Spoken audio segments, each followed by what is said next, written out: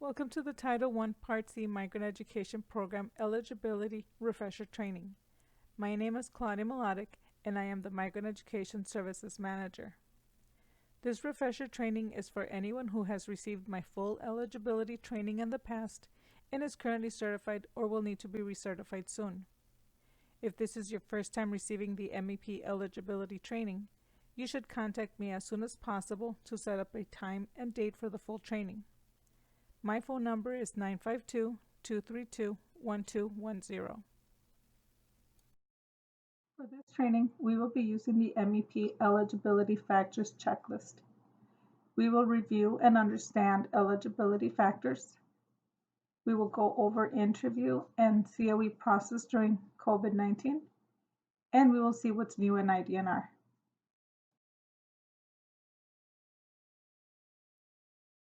In order to be eligible for the MEP, a child must meet all the child eligibility criteria.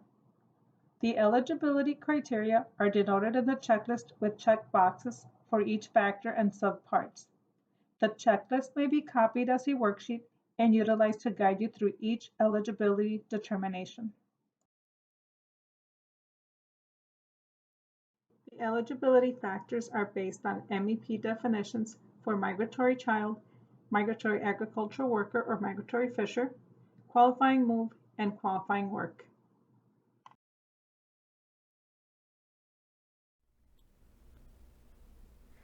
The MEP Eligibility Factors Checklist is a useful tool that can be used to help determine MEP eligibility. Keep in mind that if you use the checklist, your interview should be in a comfortable, casual conversation where you are asking non-leading questions to determine if the children and the worker meet the factors on this sheet. For a sample of interview questions, see the sample interview script that is shared from the Migrant Education Program National IDNR Manual. Here are some things to consider when using the MEP Eligibility Factors Checklist. Moves and qualifying activities from other states are considered in determining eligibility. The child does not have to move with the worker for recent history of moves. However, they must be in our state to be included on the COE. The worker's status date and the child's qualifying arrival date are not always the same. Babies born after the move are not eligible for the MEP. However, BAM babies and other children who have graduated can be included in the comments section of the COE.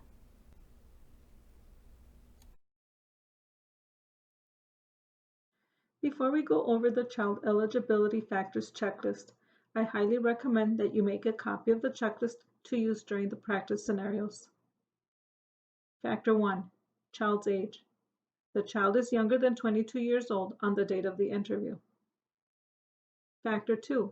Child's school completion status. The child is entitled to a free public education through grade 12 under state law.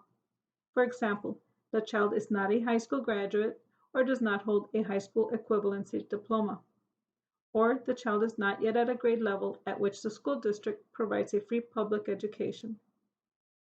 The Minnesota Department of Education recognizes diplomas or secondary school degrees and certificates of completion in lieu of a diploma issued by another country.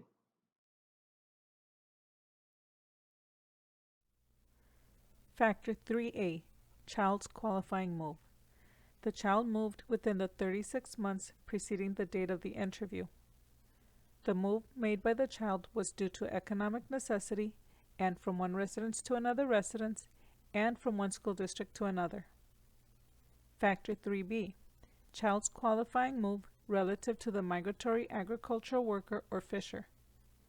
The child's qualifying move in Factor 3A was as the migratory agricultural worker or migratory fisher, or made the move with, to join, or to precede a parent, guardian, or spouse who is a migratory agricultural worker or a migratory fisher, whose status has been determined in Factors 4A and 4B.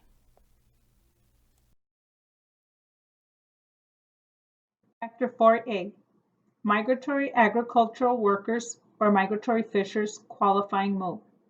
The parent, guardian, spouse, or the child, if the child is the worker, moved within the 36 months preceding the date of the interview and the move made by the parent, guardian, spouse, or child, if the child is the worker, was due to economic necessity and from one residence to another residence and from one school district to another.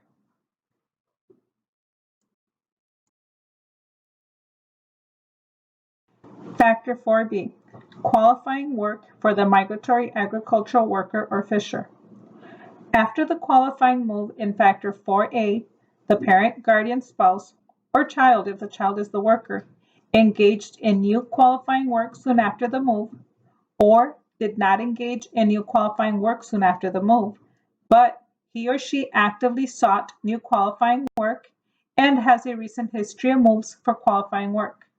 The qualifying work is seasonal employment or temporary employment or personal subsistence.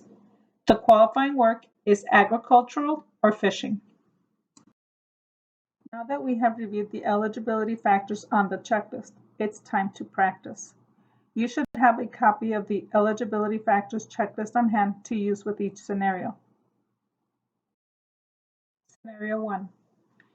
A family with 3 children ages 13, 15, and 23 moved in September of last year from Arizona to New York to pick tomatoes while they were in season. This is the family's only livelihood. Are the children eligible for the MEP? Let's look at each factor for this scenario. Factor 1, child's age. In this scenario, the 13 and 15-year-old children meet this factor because they are still under 22 years of age. However, the 23-year-old does not meet factor 1. Therefore, we will no longer consider him for any of the other factors.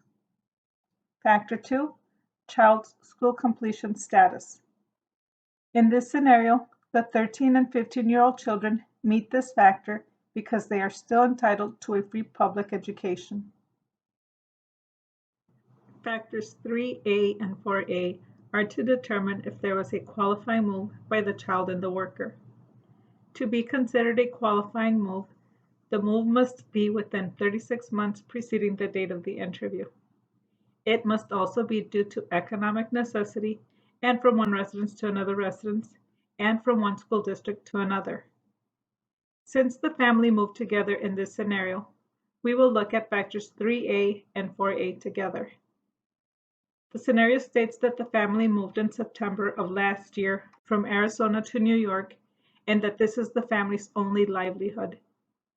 Based on this information, we can say that the move was within the preceding 36 months and that it was due to economic necessity from one residence to another residence and from one school district to another. So both the children and the worker meet these factors. Factor 3B is used to determine if the child's qualifying move was as a migratory agricultural worker or migratory fisher, or if the child's qualifying move was with, to join, or precede a parent, guardian, or spouse who is a migratory agricultural worker or migratory fisher, as determined in factors 4A and 4B. We have already determined that the worker made a qualifying move and meets factor 4A. But we still need to consider if the worker meets factor 4B. In this scenario, the children made the qualifying move with the workers. But is the worker a migratory agricultural worker or migratory fisher? Let's check with factor 4B. Factor 4B, qualifying work for the migratory agricultural worker or fisher. After the qualifying move in factor 4A, the parent, guardian, spouse, or child, if the child is the worker, engaged in new qualifying work soon after the move, or did not engage in new qualifying work soon after the move, but he or she actively sought new qualifying work and has a recent history of most of qualifying work.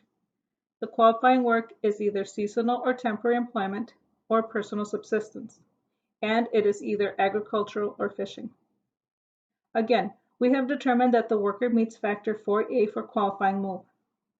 Let's say that the parents in this family engaged in picking tomatoes soon after they arrived in New York last September.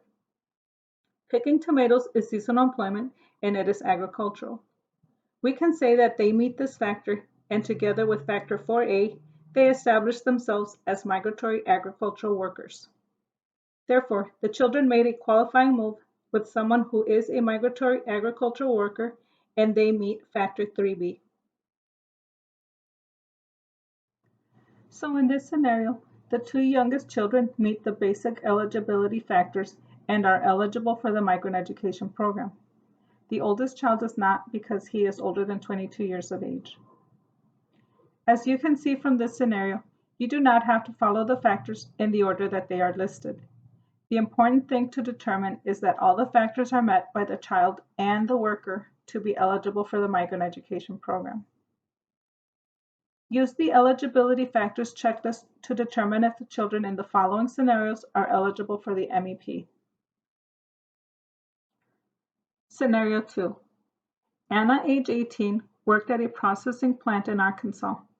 Her friends told her that the Tyson plant in Iowa was hiring temporary workers in preparation for the holiday season. In September of 2019, Anna moved to Iowa to work at the Tyson plant. When she arrived, the Tyson plant hired her to work for a 3-month period cutting poultry. This is her only means of income. If Anna has not graduated from high school and does not have her GED, is she eligible for the MEP? Using the eligibility factors checklist, take a few minutes to determine if Anna qualifies for the migrant education program.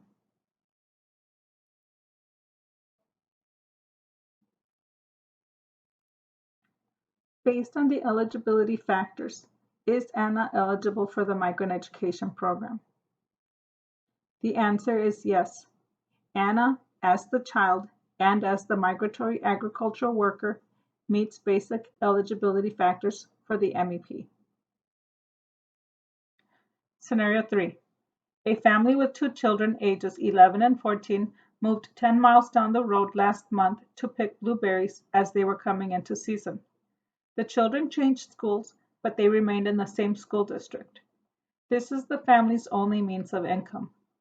Do the children qualify for the MEP based on this move? Take a few minutes and use the eligibility factors checklist to determine if the children qualify for the MEP.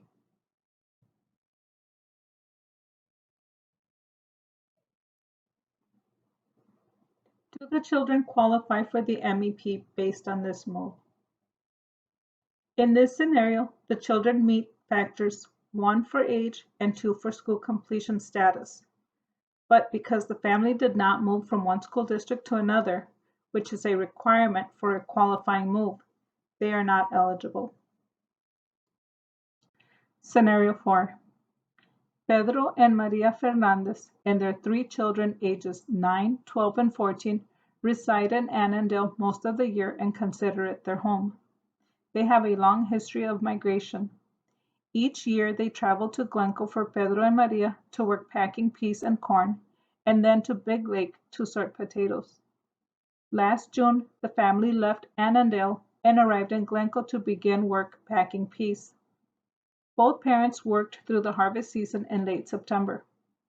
When work with the peas and corn ended, Maria returned to Annandale with the 3 children, while Pedro went by himself to sort potatoes in Big Lake. Are the children eligible? Take a few minutes to review this scenario with the eligibility factors checklist to determine if the children qualify for the MEP. So, are the children in this scenario eligible? The answer is yes. The children meet basic eligibility factors for the MEP. In this scenario, the recruiter would use Maria as the migratory agricultural worker because the children made the qualifying move with her. As a reminder, anytime a migratory child moves, you should send a move notification through M6. Scenario 5. In July 2017 and June 2018, Roberto, age 17, made qualifying moves with his parents from Texas to Minnesota. Soon after each move, Roberto's father engaged in seasonal work packing peas and corn. After the family makes a qualifying move to Minnesota in July 2019, Roberto's father finds out the processing plant has closed. He actively seeks work at various apple orchards but is unable to find employment. Is Roberto eligible for the MEP? Does Roberto meet the basic eligibility factors for the Migrant Education Program? Is he eligible for the MEP? For this scenario, send me an email with your answers to each of the eligibility factors in the checklist and to the questions above explaining why Roberto does or does not qualify for the MEP. If you need to take the eligibility certification test to recertify, you will need to send me your answers before your current certification expires. If initial interview questions do not draw out the information needed to determine eligibility, make sure you are asking additional, non-leading questions. Review the sample interview script form to familiarize yourself with additional questions prior to conducting an interview. Take as many notes as necessary during the interview as you may need to share that information. If you are still not sure if a child is eligible, let the family know that you need to check with your supervisor or the state education agency, and you will notify them of the determination. We will need to review all of the factors closely. Having all of the information from the interview will help determine if the children qualify for the Migrant Education Program. If more information is needed, you may need to contact the family for further information before we can determine eligibility. The certificate of eligibility has been updated with a field to document if a needs assessment form has been filled out for each eligible child in the family. More information on the needs assessment later. We are still not required to collect an interviewee's signature even if you do an interview in person.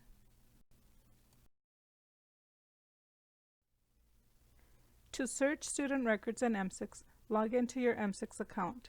Search by first name, last name, and date of birth. Verify the qualifying arrival date. If the qualifying arrival date is the same, do not fill out a COE. If the qualifying arrival date is different, verify the information with the interviewee and fill out a COE if applicable. If you need to set up an M6 account or are having trouble logging in, contact the data system specialist. It's very important to inform the interviewee of FERPA and their rights and responsibilities found on the back of the paper COE. Keep a copy with you to use if you are filling out an electronic COE. For those students recruited into the MEP, FERPA allows records to be transferred from local education agencies to other agencies that work in collaboration with the MEP to provide services for eligible students. Our Minnesota Migrant Hotline number is also listed on the back of the COE.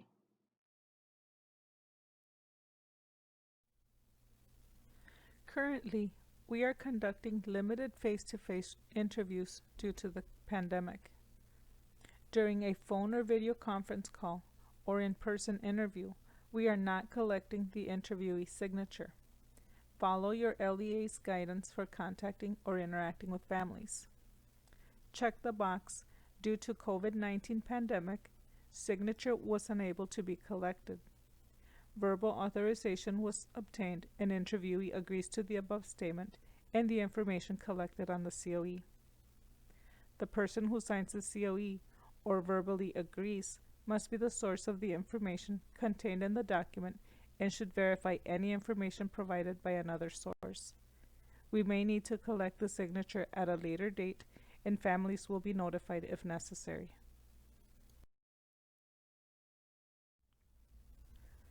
The needs assessment form helps us to have a better understanding of individual student needs and which services we can provide.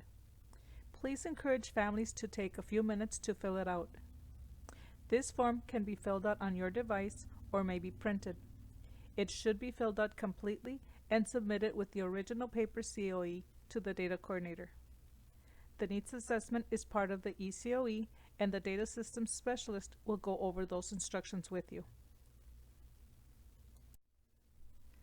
The needs assessment should be filled out for each eligible child listed on the COE. It's especially important to fill it out for secondary students and out-of-school youth. Someone will need to follow up to meet their needs if resources are available.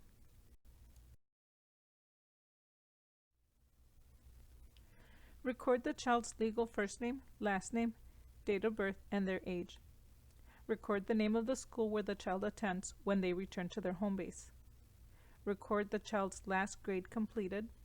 If you select Other, add a comment in the comments box. Record the child's Minnesota address where they currently live. Is the child an out-of-school youth? Check the circle if the answer is yes. Record the best telephone number for the student or parent. Is it okay to text? Check the circle if the answer is yes. Record or select preferred language from the drop-down. If you select Other, add a comment in the comments box. Record the student or parent's email address. Record or select other social media that would be best to inform them.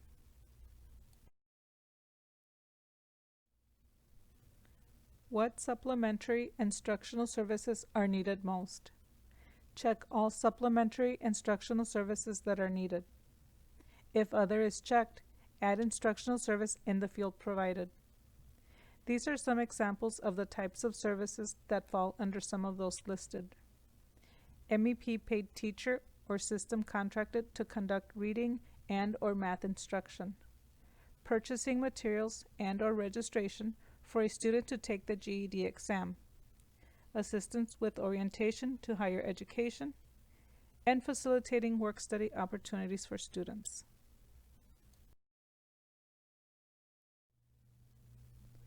What supplementary support services are needed most? Check all supplementary support services that are needed. If Other is checked, add support service in the field provided. These are some examples of the types of services that fall under some of those listed.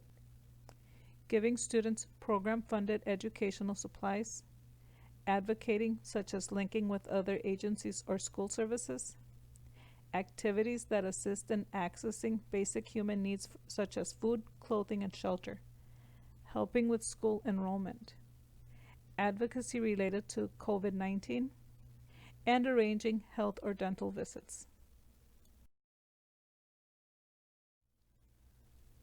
Parent involvement. What would help you support your child's education? Check all parent involvement items that would help support the parent in their child's education. If Other is checked, add it in the field provided.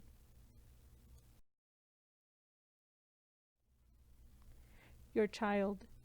Which of the following apply to your child? Check all that apply to the child and explain in the comment section.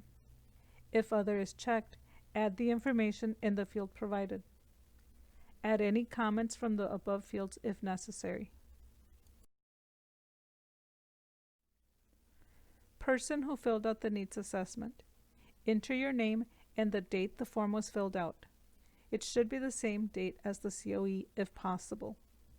Enter your email address and your telephone number.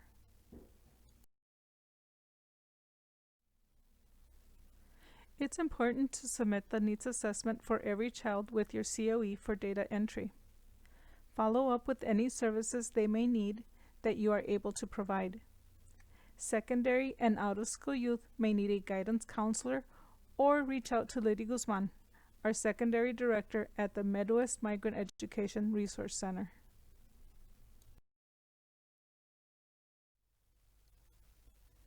If you're not sure how to help the family or student, look for other resources that may help, such as ABE, MERC, that's a free lending library, the regional recruiters.